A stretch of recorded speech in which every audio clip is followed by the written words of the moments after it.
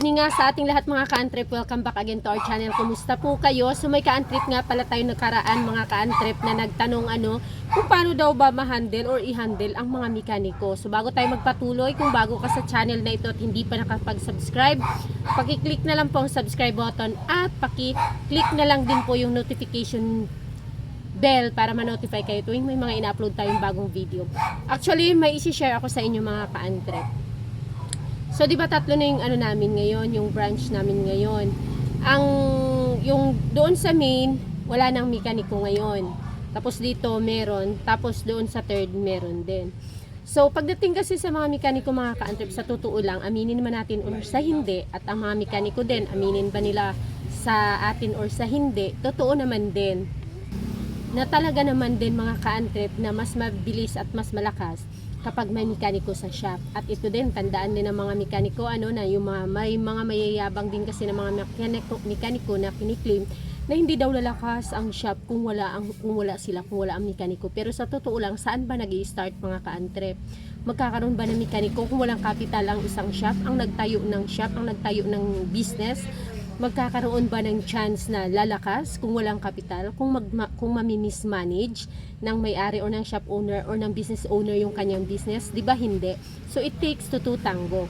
Yung sa third branch namin mga ka-antrip, 1 week pa lang siyang open, at saka so one week pa lang din doon ang mekaniko. So ganito kasi mga ka-antrip, mayroong old mekaniko na nung nalaman nga na mag-o-open kami ay kung pwede daw siya. So ang mahirap kasi mga ka-antrip pagdating sa mga ganung bagay mga ka-antrip, kung bakit ko na ma-share ito mga ka-antrip. Diba doon sa main branch namin mga ka-antrip, yung naging issue nga ng mekaniko doon mga ka-antrip, yung mga mekaniko na wala mang attitude pero mayroong magkakaroon ka ng issue sa kanila sa trust. Yun po ba mga ka-antrip yung mawawalan ka ng tiwala dahil sa kanilang ginawa or ginagawa? Number 1 na dapat ninyong bantayan sa mga mekaniko kung mapagkakatiwalaan ba talaga sila. Number 1, syempre, pagdating sa trabaho nila, meron kasi mga mekaniko mga ka-antrip, baka wala kayong alam o hindi nyo alam, lalo na sa mga baguhan pa lang, na mahilig sila mga hoy sa mga motor na dinadala sa shop nila at pinapagawa sa kanila, kinakahuyan nila. So, may nangyari na yan dito mga ka-antrip na galing sa ibang shop, tapos dinala dito, marami nang nawawala. Wala na yung ganito, wala na yung ganito, wala na yung ganon. Tapos makita mo, replacement na lang yung nandoon, wala na yung original. Hindi mapagkakatiwalaan. So kung tayo shop owner, tapos na taon na nandoon sa ating yung mekaniko na yun, so hindi lang siya ang masisira, ang shop mismo. Kasi hindi naman sasabihin ng mga customer na wag kayo doon kay ganito, ganon, kay tal pulano, kay Juan pagawa. Kasi manluloko, hindi mapagkakatiwalaan. Ang nangyayari, wag kayo doon sa shop na yon, sa shop ni Ann, kasi wala, mga manluloko yung mga mekaniko doon. So maliban pa dyan mga ka-antrip, may mga mekaniko kasi mga ka-antrip na kahit hindi kinabit, gusto nilang ipalista. Gagamitan lang nila ng konti, tapos gagamitin na nila sa ibang mga motor naman, tapos ipapalista doon nila sa may-ari ng motor na nagpagawa sa kanila. So hindi mapagkakatiwalaan, 'di ba? Meron din iba, kinakahuyan nila, kukuhaan kasi ibebenta nila sa iba yung makukuha nila doon ng mga original na pyesa. Number 2 mga ka-antrip na dapat yung tingnan sa mga mekaniko nyo pagdating sa customer. Okay, halimbawa okay naman sa mga customer. Pasado sa public relation, sa customer relation. Mayroong mga mekaniko mga ka-antrip na tinitira ang shop owner patalikod. Ano ibig sabihin? Halimbawa may customer na dumating, ipapagawa, sasabihin ganito ang mga kakailanganin. Hindi niya sasabihin sa shop owner kung ano yung mga hihingin or kakailanganin. Dahil meron pala siya na mga used, second hand, or mga reserba doon sa bahay nila. Tapos yun ang kukunin niya. Tapos yun ang ikakabit niya doon sa nagpapagawa na pumunta sa'yo doon sa shop. So wala kang kaalam-alam kasi akala mo nagkalikot-kalikot lang doon. Yun pala, in-overpass ka na. Nag-pass by na sa'yo.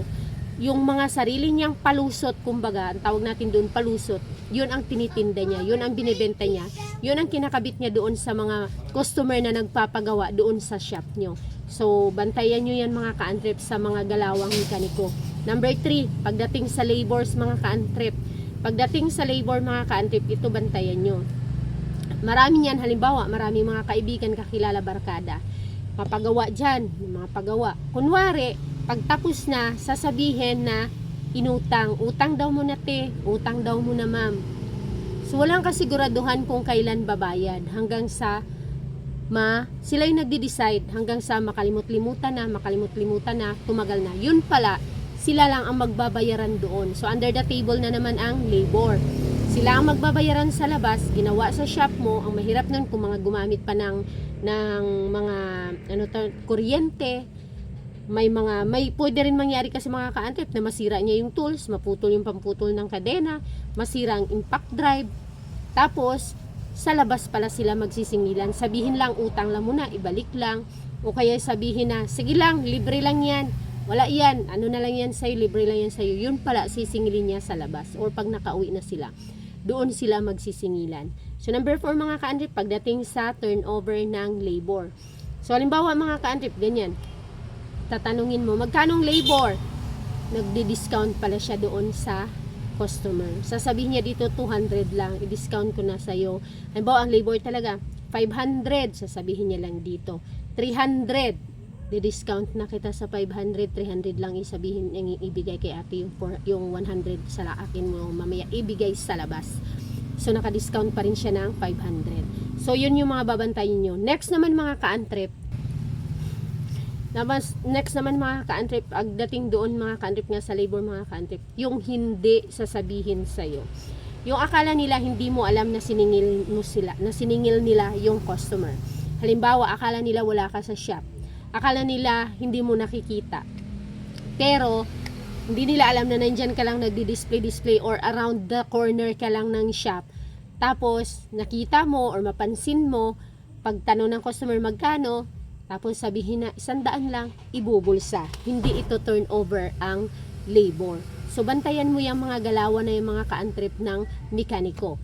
Panglima mga ka-antrip is yung nakipag-tie up siya sa ibang mga shop or ibang mga tindahan. Halimbawa, pag may customer dyan, sasabihin niya kaagad na hindi niya ipaparating sa shop owner na ito ang kailangan. Kakausapin niya yung customer at siya ang maghahanap ng pyesa. Kahit na meron naman dito sa shop. Tapos pagdating, siya ang maghahanap ng pyesa, iikot ko na rin siya, bibili doon, pero may discount siya doon sa kakuntsaba niyang shop din. Tapos, syempre, halimbawa, 500 lang yung pyesa. O, dahil kaano niya yun, kakuntsaba niya doon, sinabihan siya ng ibang shop na every dito ka bibili, may 50 or may 20% discount ka. So, kahit na meron kayo dyan sa shop nyo, pero hindi nyo alam na nagtatransaksyonan sila doon sa labas, sasabihin niya sa customer, sige, ako na maghahanap ng ako nang bahala maghanap ng pyesa. Aalis siya, pupunta doon sa ibang shop, bibili at yun ang gagamitin dyan sa customer ninyo. So yan mga ka-antrip ang babantayan natin ninyo dyan sa mga baguhan pa lang na mga shop owner, na mga ugali ng mga mekaniko na hindi mapagkakatiwalaan. Yan ang mga signs na hindi mo dapat patagalin yung ganyang klaseng mekaniko. Kasi ang hirap pa naman mga ka-antrip, ang hirap na once na, yan yung dalawang dahilan, yan din yung mga dahilan mga ka-antrip na halimbawa, may mekaniko ka na tinanggal mo or inalis mo, finard mo, kinik out mo, yan yung mga dahilan na ang hirap nilang tanggapin ulit once na kailangan nilang bumalik or nawalan sila ng trabaho at gustong pumasok ulit sa shop mo. Yan yung mga yan yung mga kumbaga kasalanan or yung mga nagawa nila na mahirap mapatawad or makalimutan or palagpasin na hindi na magiging dahilan na hindi mo sila tanggapin ulit. Okay lang yung yung tinanggal mo kasi pala absent, tinanggal mo kasi laging late, yung mga ganun. Tapos mangangako, magkaroon, manghihingi ng chance. So okay lang yun. Pero kapag yun na yung mga dahilan mga ka-antrip, doon sa 5 dahilan na hindi mo sila mapagkakatiwalaan, yun yung ang hirap-hirap nila makabalik. Let's say for example, nagkaroon ka ng mga branches, tapos nangangailangan ka ng mekaniko. Syempre, ang hirap na nilang tanggalin kasi kaya mo nga sila gifired, kaya mo nga sila tinanggal kasi hindi sila mapagkakatiwalaan. So yun yung backfire sa kanila. Kaya mas maganda talaga na kung maging honest yung mga future mekaniko dyan, maging honest tayo din ng mga shop owner, honest din tayo dun sa ating mga mekaniko kasi it takes two to tango. So sa part naman natin ng mga shop owner, honest tayo sa remittance or sa mga labors nila. So sana nakatulong yung 5 tips sa mga ka-antrip kung paano mo ma-handle or maispatan ang mekaniko na dapat tumagal or tanggalin mo na. Thank you very much. Pa-comment kung mayroon kayong gustong mapag-usapan dito sa ating channel. See you on my next video. Paki-like naman ang video na ito at comment lang kayo kung mayroon kayong katanungan. Bye!